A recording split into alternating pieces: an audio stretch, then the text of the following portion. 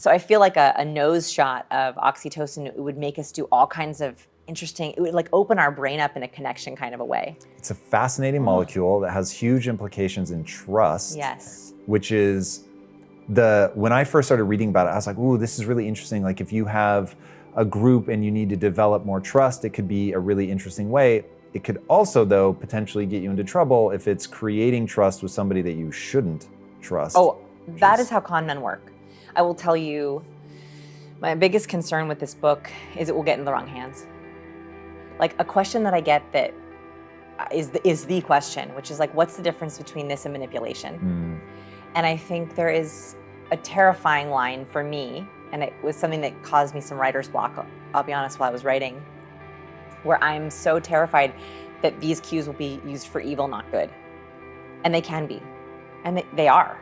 I mean, that's how con men work. And that is one of the reasons that what I can convince myself of is I would rather equip people to know these cues. You said that woman was touching you and you knew she was touching you and it was working.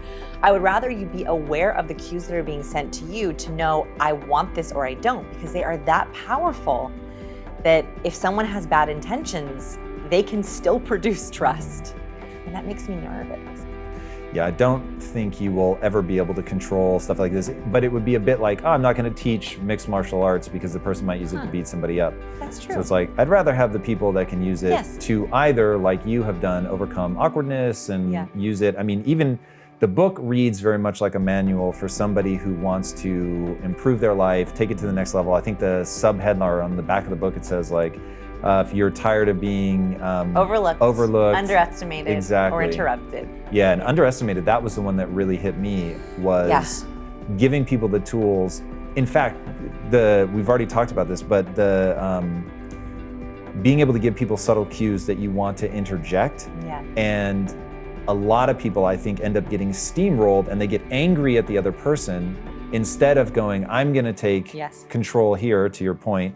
And be able to signal people, and you give this progression of, well, you can start subtle, you can do the fish, whatever, but then, you know, we get to the point where it's like, yo, stop. But being able to give people the tools so that they can be better equipped to do this stuff.